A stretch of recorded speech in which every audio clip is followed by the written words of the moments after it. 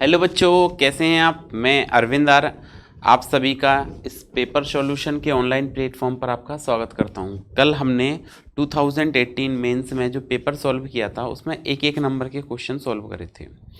आज हम बात करते हैं दो दो नंबर के क्वेश्चंस की। ये आपके लिए जो भी सारे वीडियो हैं आप इसको प्रॉपर तरीके से पढ़ते जाएं। ये सारे क्वेश्चन ही काफ़ी इम्पोर्टेंट हैं।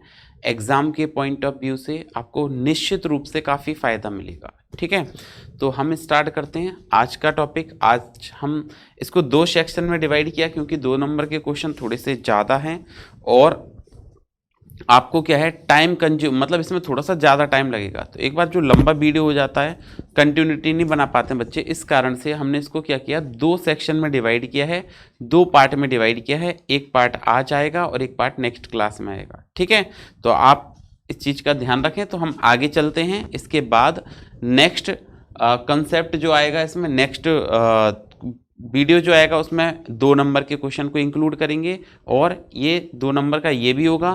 तो हम दो पार्ट में बनाएंगे दो दो नंबर के क्वेश्चन। एक एक नंबर के जो क्वेश्चन था वो हमने एक पार्ट में ही बनाया था। ठीक है, तो देखते हैं। उसके बाद नेक्स्ट पार्ट जो आएगा उसमें 3 और 4 नंबर के क्वेश्चन होंगे। तो देखते हैं। देखिए पहला क्वेश्चन 14 नंबर का क्या है। 10 सेंटीमीटर त्रिज्या के आवेशित गोलीय कोश के पृष्ठ पर विभव 50 वोल्ट है। सबसे पहले हम ये देखते हैं कि आपको गिवन क्या है। तो आपसे कह रहे हैं कि 10 सेंटीमीटर त्रिज्या का आवेशित गोलीय कोश। तो ये गोलीय कोश हो गया आपके पास में, समझे। त्रिज्या इसकी कितनी हो गई, 10 सेंटीमीटर हो गई। ठीक है, ये हो जाएगा केंद्र O हो गया। त्रिज्या इसकी R इक्वल टू कितना हो गया, 10। तो आपसे कहा था 10 सेंटीमीटर त्रिज्या के आवेशित गोलीय कोश के पृष्ठ पर विभव 50 वोल्ट है। इसके पृष्ठ पर जो विभव है V बराबर वो आपका कितना है, 50 वोल्ट है। फिर कह रहे हैं गोलीय कोश के केंद्र से 20 सेंटीमीटर की दूरी पर विभव बताना है। केंद्र से 20 सेंटीमीटर की दूरी पर, तो ये केंद्र हो गया। इससे आपको 20 सेंटीमीटर दूरी पर एक बिंदु है केंद्र से। ठीक है, कितना है, 20 सेंटीमीटर। स्मॉल r मान लिया मैंने इसको और ये हो जाएगा 20 सेंटीमीटर। मतलब कंडीशन क्या है, स्मॉल r जो है it is greater than capital R, ये कंडीशन है। ठीक है, तो अब हम विभव की गणना करते हैं। देखिए कैसे करेंगे। विभव का मान ज्ञात करना है 20 सेंटीमीटर की दूरी पर। तो अगर आप 20 सेंटीमीटर की दूरी पर विभव का मान गणना करना चाहते हैं तो बड़ा सिंपल सा कॉन्सेप्ट है कि पहले तो हम विभव का सूत्र लगाएं। तो देखो गोलीय कोश के कारण विभव, गोलीय कोश के कारण, गोलीय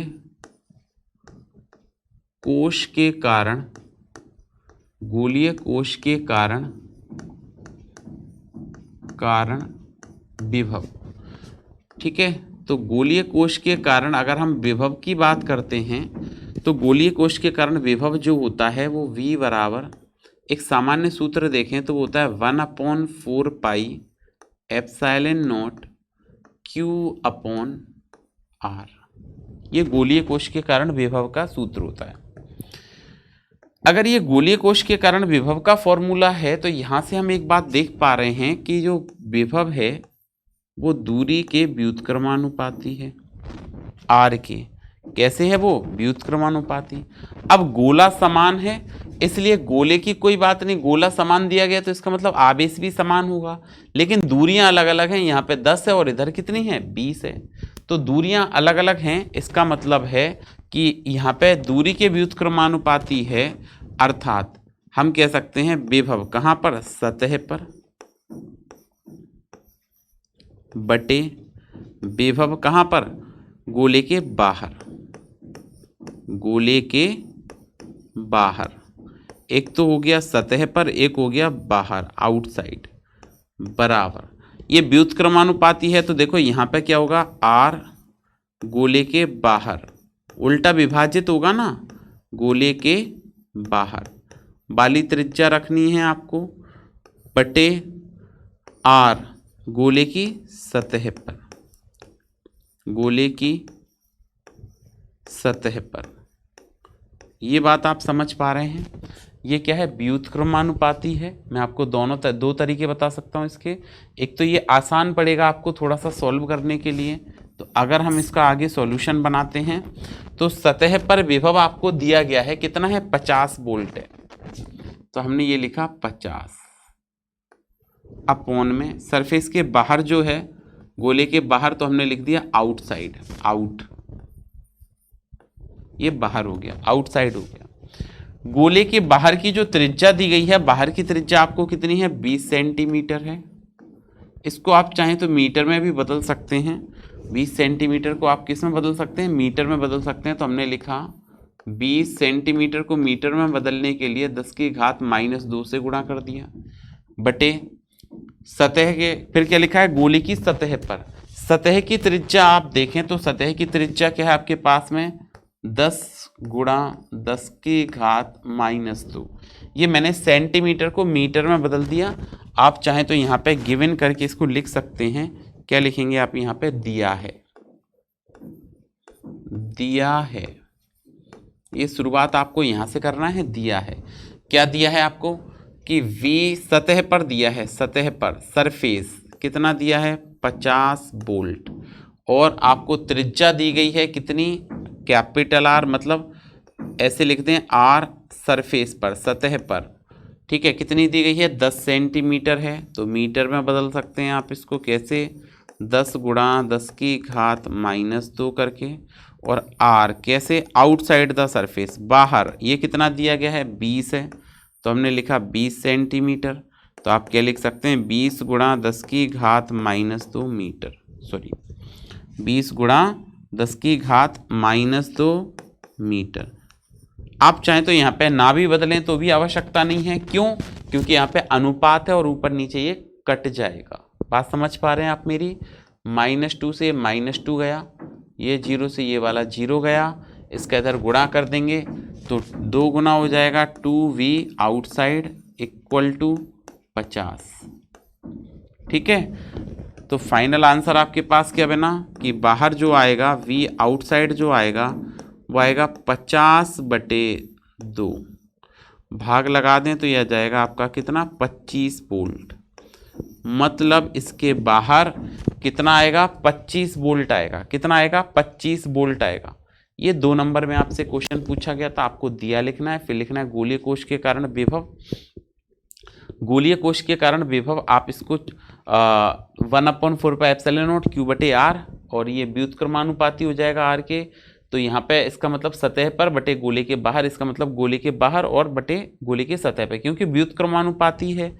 और जब भी कोई बात व्युत्क्रमानुपाती है तो उल्टा विभाजित होगा। कैसे विभाजित होगा, डिवाइड कैसे होगा, अपोजिट होगा। यहाँ पे हमने वैल्यू रखी कि सतह का 50 है और बाहर गोले के बाहर V आउटसाइड है, बराबर 20 10 की घात -2 लिखते हैं, 10 10 की घात -2 लिखते हैं। ये कैंसिल आउट हो जाएगा, 0 से 0 चला जाएगा। तो इसका इसमें गुणा करें तो 2 आउटसाइड बराबर 50 बटे में 2 आ जाएगा, तो ये 25 वोल्ट आंसर आ जाएगा। बात समझ पा रहे हैं आप मेरी, ठीक है। दूसरा तरीका भी है, आप V का मान आपको सतह पे दिया गया है, यहाँ पे 50 रखें, इसका मान रखें 9 गुणा 10 की घात 9, और इसका मान रखें कितना, 10 गुणा 10 की घात -2, और आप Q कैलकुलेट कर लें यहाँ से। एक तरीका ये भी है कि आप Q कैलकुलेट कर लें और फिर 20 सेंटीमीटर पर आपको कैलकुलेट करना है तो वो कैलकुलेट कर लें। ये ऐसे भी कर सकते हैं, बट ये मेथड ज़्यादा सही है, ठीक है। आपको दूसरा तरीका भी बता सकते हैं। दूसरा तरीका ये है कि आपको दिया है यही लिखना है। मैं एक बार फिर से, एक तरीका तो ये आप वीडियो को पॉज करें और उसको लिख लें।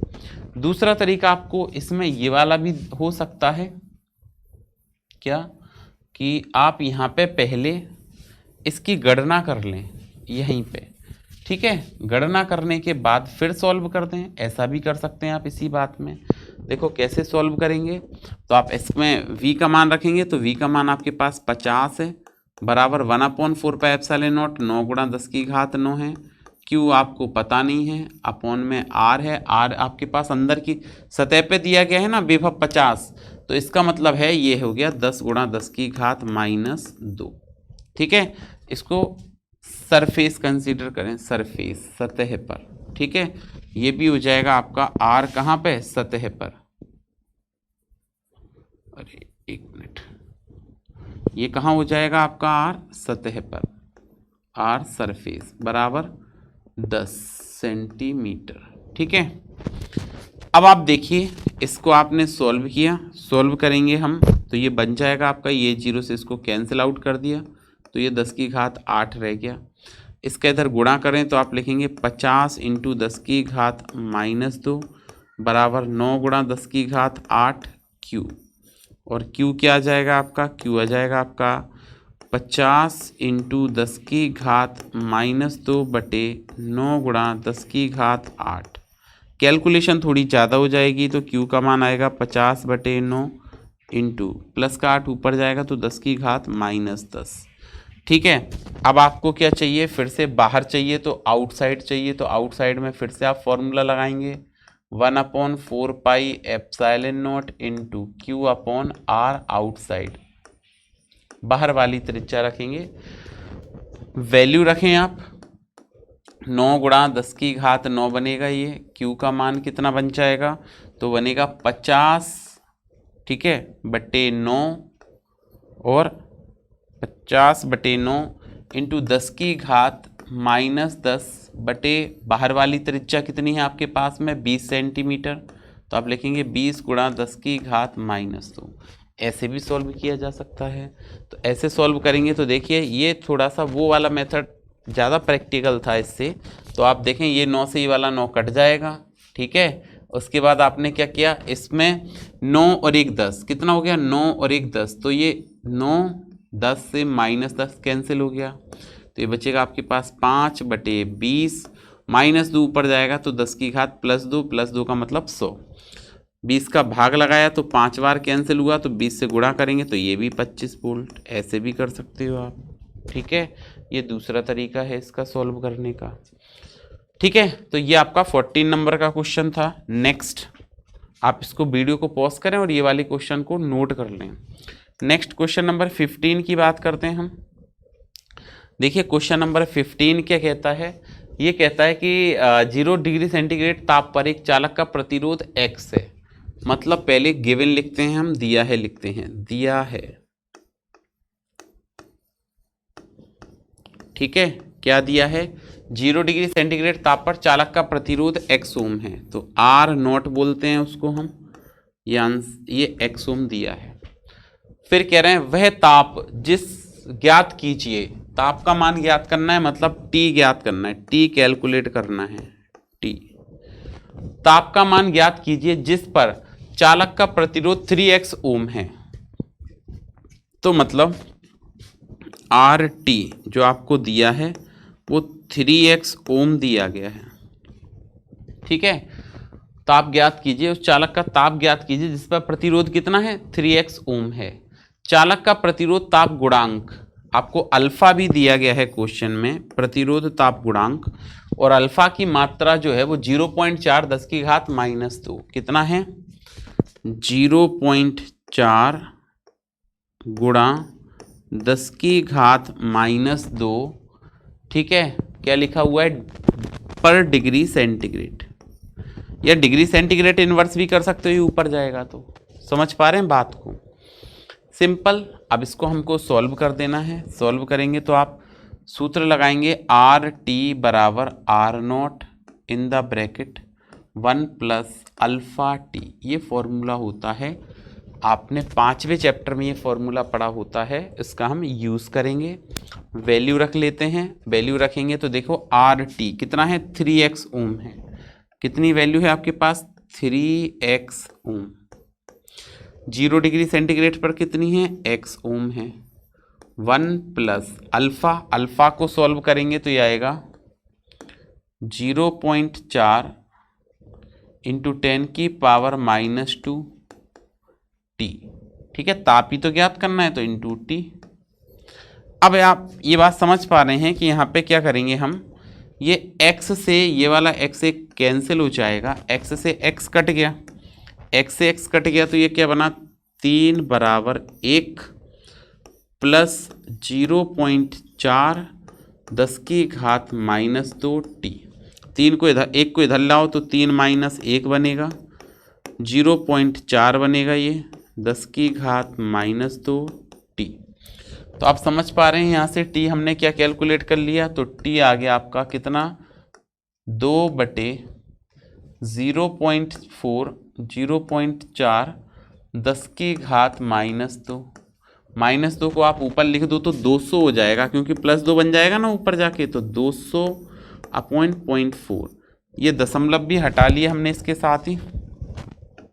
और जैसे आप दशमलव को हटाओगे तो ऊपर एक 10 हो जाएगा, 4 से कैंसिल कर दिया तो ये 4 पंजे 20। मतलब टेम्परेचर जो ताप है वो कितना आ गया, 500 डिग्री सेंटीग्रेड। जो ताप है वो कितना आ गया, 500 डिग्री सेंटीग्रेड। 500 डिग्री सेंटीग्रेड ताप आ जाएगा। ठीक है, बात समझ पा रहे हो? 500 डिग्री सेंटीग्रेड इसका ताप आ जाएगा। ठीक है, कितना आ जाएगा, 500 डिग्री सेंटीग्रेड ताप आ जाएगा। ठीक है, अच्छा आगे अगर हम बात करते हैं तो क्वेश्चन पूछा गया है किरचॉफ के नियम का उपयोग करते हुए। नेक्स्ट क्वेश्चन है, ये सारे अच्छे क्वेश्चन हैं। क्या पूछा गया है, क्वेश्चन पूछा गया है कि किरचॉफ के नियम का उपयोग करते हुए व्हीटस्टोन सेतु की संतुलन अवस्था के लिए आवश्यक प्रतिबद्ध ज्ञात कीजिए और आवश्यक परिपथ चित्र बनाइए। तो सबसे पहले हमको यहाँ पे क्या करना है, व्हीटस्टोन सेतु के लिए एक चित्र बनाना है, एक डायग्राम बनाना है व्हीटस्टोन सेतु का। तो हम कहेंगे आवश्यक परिपथ चित्र। तो हमने लिखा व्हीटस्टोन सेतु का आवश्यक प्रतिबद्ध ज्ञात कीजिए और आवश्यक परिपथ चित्र बनाइए। तो हेडिंग लिखेंगे आप उत्तर में व्हीटस्टोन सेतु का चित्र, क्या लिखेंगे उत्तर में, सबसे पहले आंसर आप जब लिखेंगे तो हम ऐसे लिखेंगे, क्या, व्हीटस्टोन सेतु, व्हीटस्टोन सेतु का परिपथ चित्र, परिपथ चित्र। तो देखिए व्हीटस्टोन सेतु का परिपथ चित्र आप जब बनाएंगे तो देखिए चित्र कैसे बनता है, कुछ इस तरह से। ये 4 प्रतिरोध जुड़े होते हैं इसमें। आप इसको थोड़ा सा बड़ा बना लीजिए, यहाँ पे स्पेस थोड़ा सा कम है इसलिए मैं ऐसे बना रहा हूँ। ये 4 प्रतिरोध जोड़ दिए, सॉरी थोड़ा सा और बढ़िया बनाते हैं इसको।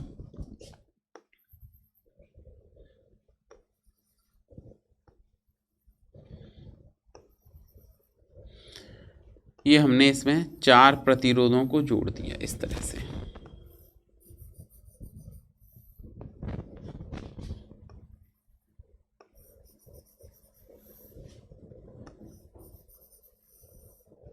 ये 4 प्रतिरोध जोड़ दिए। फिर 4 प्रतिरोध जोड़ने के बाद यहाँ पे हमने एक बैटरी जोड़नी पड़ेगी, एक कुंजी जोड़नी पड़ेगी इस तरह से। ठीक है, ये हो गया आपका प्लस माइनस सेल ई हो गई, कुंजी के हो गई, थोड़ा सा समझ लेना स्पेस कम है। ये हमने पी क्यू आर एस, यहाँ पे एक हमने गैल्वेनोमीटर मतलब धारामापी जोड़ दिया। एक और कुंजी आप चाहें तो के जोड़ सकते हैं, यहाँ पे K1 कह सकते हैं, नाम दे दिए इसको यहाँ पर हमने इसको जो बनाया है वो हो गया आपका क्या, ये आपने इसको ऐसे कनेक्ट किया है और ये इस तरह से कनेक्ट हो जाएगा। ये सेतु लिखा था, सेतु। ठीक है, अब आप देखें इसको हमने क्या किया, यहाँ पे कनेक्ट किया है। तो ये पॉइंट आपका क्या है, ए बी सी और ये डी, ये ले लिया। यहाँ से अगर धारा प्रवाहित होती है, आई धारा प्रवाहित होते हुए आती है इसमें से, आई ये धारा हो गई। ये धारा 2 जगह बट जाएगी, यहाँ पे एक तो बनेगी ये वाली I1 और इधर जो धारा जाएगी वो जाएगी I2। समझ पा रहे हैं बात को? ये I1 इस बिंदु पर जाके फिर से बटेगी 2 जगह, तो यहाँ पे धारा मापी में धारा आएगी IG और इधर की तरफ जो धारा जाएगी वो जाएगी I1 माइनस IG। ठीक है, इधर से IG आएगी, इधर से I2 आएगी, तो इधर कितनी बन जाएगी, तो ये बन जाएगी I2 प्लस IG। ये हमने कंप्लीट डायग्राम बना दिया, परिपथ चित्र बना दिया। आप समझ पा रहे हैं इस चित्र को? हमें क्या करना है, यहाँ पे ये ई है, ये कुंजी के है। अब आपको कहा था कि किरचॉफ के नियम का उपयोग करते व्हीटस्टोन सेतु की संतुलन अवस्था बतानी है। ये आपका 1 नंबर हो गया। अब संतुलन अवस्था और ज्ञात करनी है, तो हमने एक एक करके व्हीटस्टोन सेतु की संतुलन अवस्था के लिए, ठीक है, हम कह सकते हैं कि एक हमको क्या करना है, एक बंद परिपथ लेने हैं ए बी डी ए। तो हम लिखेंगे बंद परिपथ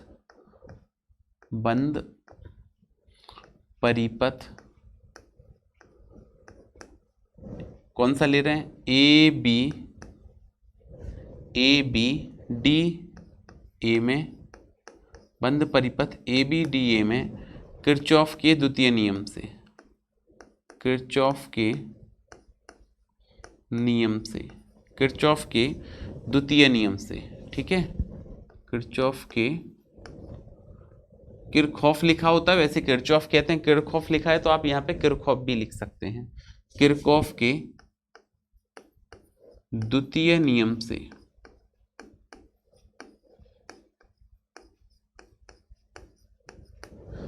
अगर आप इसमें किरचॉफ का नियम अप्लाई करेंगे तो हम देखो यहाँ पे जा रहे हैं, तो अगर हम धारा की दिशा में चलते हैं, ये क्या है, धारा की दिशा, और ये भी धारा की दिशा है, ये विपरीत दिशा है। तो आपको यहाँ पे चिन्ह परिपाटी लेनी होती है कि जब हम धारा की दिशा में चलेंगे तो आई आर का गुणनफल धनात्मक होगा, और धारा की विपरीत दिशा में चलेंगे तो आई आर का गुणनफल ऋणात्मक होगा, ठीक है।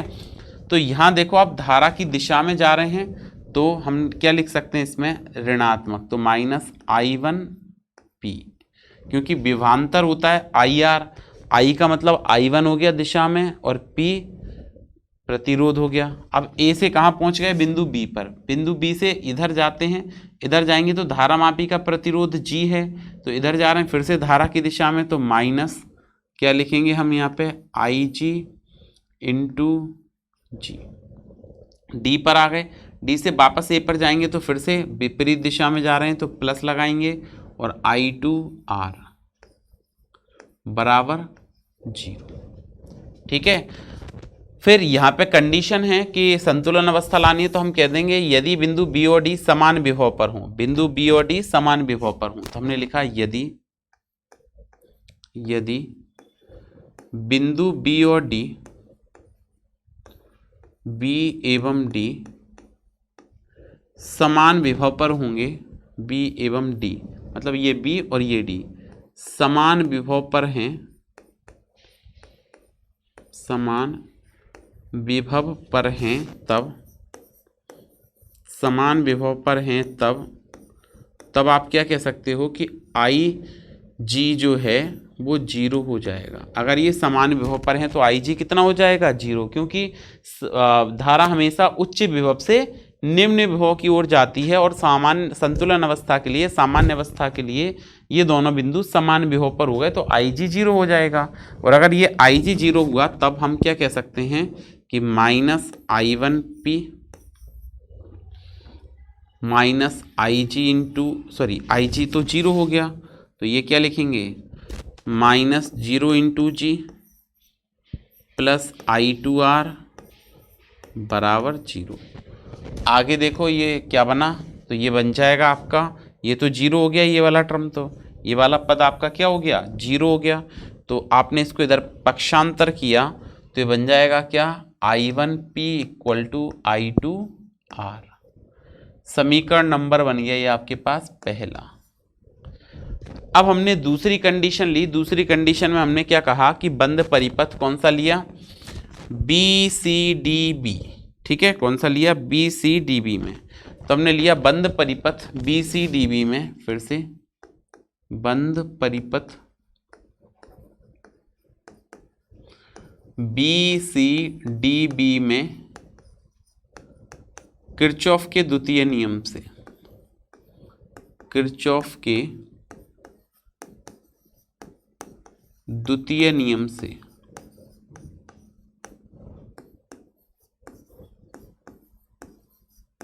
इसमें फिर से हम किरचॉफ का दूसरा नियम लगाएंगे। तो किरचॉफ का दूसरा नियम क्या कहेगा कि धारा की दिशा में आई आर का गुणनफल धनात्मक, धारा की दिशा सॉरी ऋणात्मक, धारा की दिशा में ऋणात्मक। तो बी से सी की तरफ जा रहे हैं मतलब धारा की दिशा में जा रहे हैं, और धारा की दिशा में जा रहे हैं तो ऋणात्मक मतलब माइनस क्या है, आई आर, आई कितना है I1 minus IG into Q, IR बन गया। C पर पहुंच गए। C से जब हम D की तरफ जा रहे हैं तो फिर से धारा की विपरीत दिशा में जा रहे हैं, और धारा की विपरीत दिशा में जा रहे हैं तो IR का गुणनफल फिर से अब विपरीत दिशा में हमने कहा था कि धनात्मक लिखना पड़ेगा, तो आप क्या लिखेंगे, I2 प्लस IG इंटू क्या, S। अब इस पर D पे पहुंच गया, D से B पे, क्योंकि BCDB है ना, तो B पर जाएंगे तो फिर से धारा की विपरीत दिशा में जा रहे हैं, तो प्लस IG इंटू G बराबर 0। ये बन गया समीकरण। इतना आप पॉज करें और नोट कर लें, फिर मैं ये वाला टर्म मिटा देता हूं। तो देखिए आगे क्या लिखना है। आगे अगर हम लिखें इसमें, तो आगे आपका आएगा, हम लिख सकते हैं इसमें क्या, यदि बिंदु बी और डी समान विभव पर हैं तो हम क्या कह सकते हैं, यदि बिंदु बी एवं डी समान विभव पर हैं तभी समान संतुलन अवस्था बनेगी, नहीं तो नहीं बन पाएगी। बिंदु बी एवं डी समान विभव पर हैं, अगर बिंदु बी और डी समान विभव पर हैं तब फिर से कंडीशन क्या लगाएंगे, IG का मान क्या हो जाएगा, 0। और अगर IG 0 हो जाएगा तो यहाँ मैं 0 रखूँगा तो ये माइनस का I1 क्यू बन जाएगा। 0 रखूँगा तो माइनस का I1, ये 0 हो गया ना तो I1 क्यू, प्लस ये 0 हो गया ना तो प्लस I2S, ठीक है। और ये 0 हो गया तो ये तो पूरे ही 0 हो जाएगा, तो बराबर 0। अब इसको इधर पक्षांतर करते हैं तो ये बनेगा I1Q बराबर I2S, या आप ऐसे करो I2S को इधर ले आओ तो माइनस माइनस कट जाएगा, तो ये समीकरण नंबर 2। अब संतुलन अवस्था के लिए इतना समझ आ गया। अब हम लिखते हैं संतुलन अवस्था के लिए क्या लिखेंगे, देखो संतुलन अवस्था में तो समीकरण 1 का भाग देने पर किसमें, 2 में। अब समीकरण 1 और 2 का भाग दोगे तो पहला समीकरण तो क्या है, I1P, यहाँ लिख रहा हूँ मैं I1P बटे में I1Q बराबर I2S बटे में I2R। ये कट जाएंगे आपस में, I1 से I1 गया, I2 से I2 गया, मतलब आपके पास क्या बचा, IP बटे Q बराबर R बटे S। यही व्हीटस्टोन सेतु की संतुलन अवस्था होती है, ठीक है। तो हम नीचे यहाँ पे आप लिख लेना, क्या लिखोगे, यही व्हीटस्टोन सेतु की संतुलन अवस्था का प्रतिबद्ध होता है। क्या लिखेंगे, यही व्हीटस्टोन सेतु की संतुलन अवस्था का प्रतिबद्ध होता है। बात समझ पा रहे हैं। तो ये आपका ये क्वेश्चन हो गया 16। एक और क्वेश्चन देखते हैं, लास्ट क्वेश्चन नंबर 17, इसके बाद फिर नेक्स्ट क्लास में देखेंगे। तो क्वेश्चन नंबर 17 क्या कहता है, ध्यान दें। क्वेश्चन नंबर 17 है, एम्पियर के नियम का उपयोग करते हुए अनंत लंबाई के सीधे धारावाही चालक के कारण चुंबकीय क्षेत्र का व्यंजक प्राप्त कीजिए। क्या है, एम्पियर के नियम का उपयोग करते हुए अनंत लंबाई के सीधे धारावाही चालक के कारण चुंबकीय क्षेत्र का हमको क्या करना है, व्यंजक ज्ञात करना है। तो हमने ऐसा माना कि एक धारावाही चालक तार हो गया, अनंत लंबाई का लेना है, ठीक है। कैसा लेना है, अनंत लंबाई का। इस तरह से एक सीधा धारावाही चालक तार लेते हैं हम, कैसे, अनंत लंबाई का। इस तरह से इधर दोनों तरफ से ये अनंत लंबाई का है, ठीक है। एक मिनट दोबारा बना लेते हैं इसको। क्या है ये, एक अनंत लंबाई का धारावाही चालक तार है, ये हो गया। इधर से अनंत लंबाई का है, ये इधर से भी अनंत लंबाई का है। हमने ऐसा माना कि इस चालक तार से I धारा ऊर्ध्वाधर ऊपर की ओर प्रवाहित होती है। कितनी धारा प्रवाहित होती है, I धारा। तो हमने कहा कि माना एक अनंत लंबाई का चालक तार है जिसमें I धारा ऊर्ध्वाधर ऊपर की ओर प्रवाहित होती है। तब हमने दाएं हाथ का नियम देखेंगे तो अंगूठा धारा की दिशा और जिस दिशा में भी उंगलियां मुड़ती हैं वो चुंबकीय क्षेत्र की दिशा होती है। तो इसमें जो चुंबकीय क्षेत्र है वो कैसे बनेगा, संकेंद्रीय वृत्तों के रूप में ऐसे बन जाएगा। ऐसे संकेंद्रीय वृत्त के रूप में इसमें चुंबकीय क्षेत्र उत्पन्न होता जाएगा इस प्रकार से। ठीक है, अब इस तरह से इसकी जो दिशा होगी चुंबकीय क्षेत्र की वो कैसी होगी, एंटी क्लॉकवाइज होगी। ठीक है, ये वामावर्त दिशा में बनेगा चुंबकीय क्षेत्र, इसमें इस तरह से ये चुंबकीय क्षेत्र बन जाएगा। तो हम क्या है, एम्पियर का नियम का उपयोग करना है और अनंत लंबाई के तार के कारण चुंबकीय क्षेत्र का मान ज्ञात करना है। तो माना यहाँ पे कोई भी नाम दे दें, हमने कहा एक अनंत लंबाई का चालक हो गया, कुछ भी नाम दे दिया जैसे ए बी या एक्स वाई, तो हमने कहा एक्स वाई अनंत लंबाई के चालक का एक भाग है। क्या लिखेंगे, माना एक्स वाई अनंत लंबाई के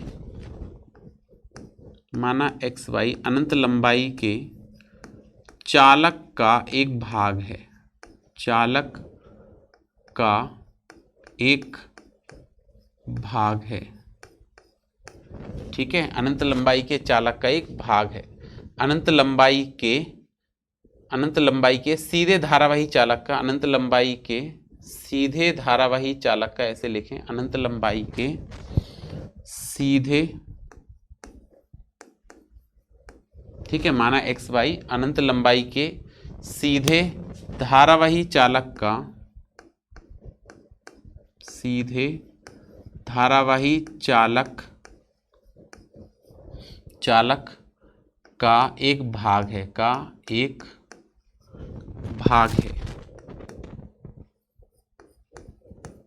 है, जिसमें आई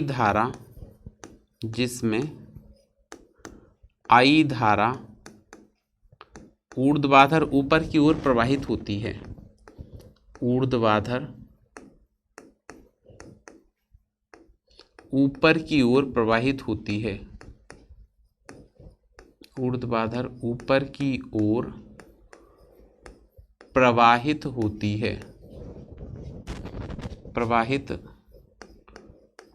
है, इस, ठीक है।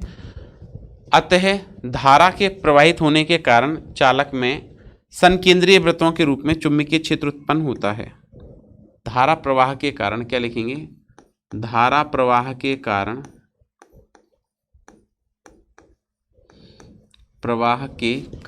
चालक में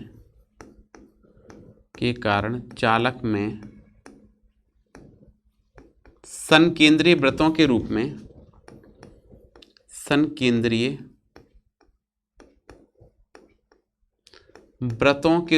चुंबकीय क्षेत्र उत्पन्न होता है। संकेंद्रीय वृत्तों के रूप में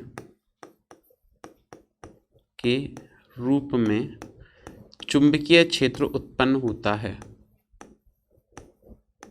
चुंबकीय क्षेत्र उत्पन्न होता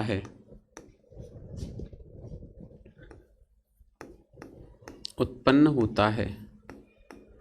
ठीक है, अब हमने जब देखो दाएं हाथ के नियम का उपयोग किया तो ऐसे संकेंद्रीय वृत्तों के रूप में उत्पन्न हुआ। इसमें से हमने एक वृत्त लिया जिसकी त्रिज्या क्या हो गई, आर त्रिज्या का। यहाँ पे एक हमने वृत्त लिया, कितनी त्रिज्या का लिया, आर त्रिज्या का, कोई भी ले सकते हैं, आर्बिट्री हमने आर त्रिज्या का एक वृत्त ले लिया।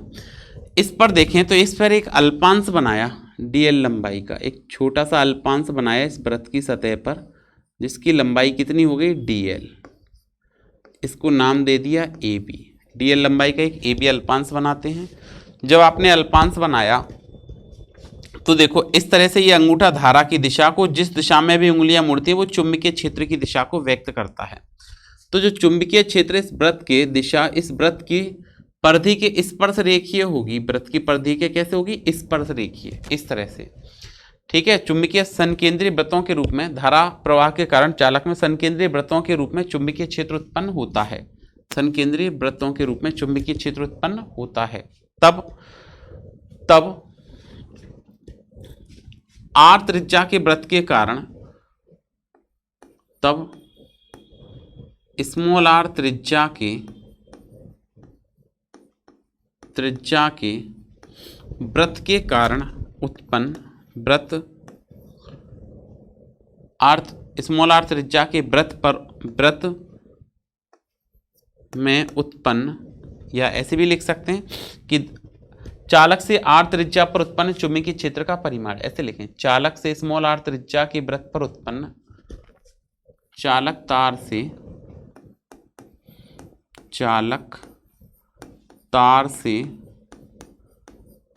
स्मॉल आर दूरी पर लिए गए वृत्त,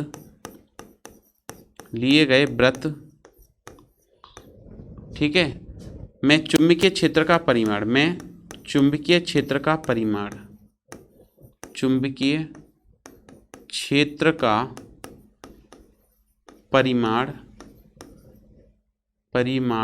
एम्पियर के परिपथीय नियम से, किससे लिखेंगे, एम्पियर के परिपथीय नियम से। तो एम्पियर का परिपथीय नियम क्या कहता है कि चुंबकीय क्षेत्र का रेखीय समाकलन B डॉट dl बराबर होगा म्यू नॉट इंटू चालक तार से प्रवाहित धारा,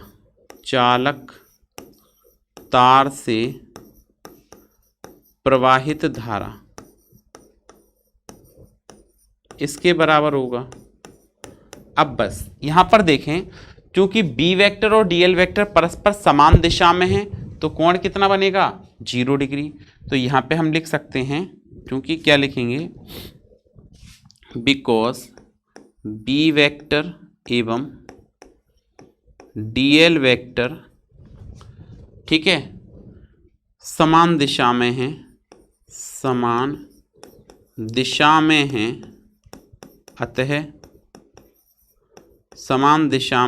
अतः थीटा बराबर 0 डिग्री बनेगा।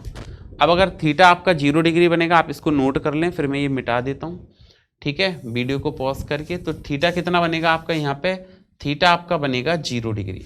और अगर आपका थीटा 0 डिग्री बनेगा तो हम यहाँ पे क्या लिख सकते हैं, जब भी डॉट हटाते हैं तो आपको पता होगा कि समाकलन करने के लिए, रेखीय समाकलन करने के लिए डॉट हटाएंगे तो ये बनेगा B D L cos theta. Theta आपका 0 डिग्री है, बराबर म्यू नॉट, चालक तार से प्रवाहित धारा कितनी है, आई।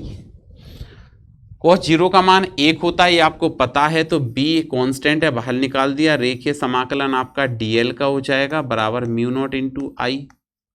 इतनी बात समझ पा रहे हैं आप, ठीक है। अब हमने क्या किया, फाइनली यहाँ पे dl का रेखीय समाकलन का मतलब वृत्त की परिधि के अनुदिश समाकलन। तो परिधि के अनुदिश समाकलन करेंगे तो ये बनेगा b इंटू 2πr बराबर म्यू नॉट इंटू आई। साइड में ऐसा लिख लेना कि हम ऐसा जानते हैं कि रेखीय समाकलन, क्या लिखेंगे, हम लिखेंगे, चूंकि हम ऐसा जानते हैं कि रेखीय समाकलन करेंगे dl का तो वो 2πr आएगा बराबर वृत्त की परिधि, ठीक है।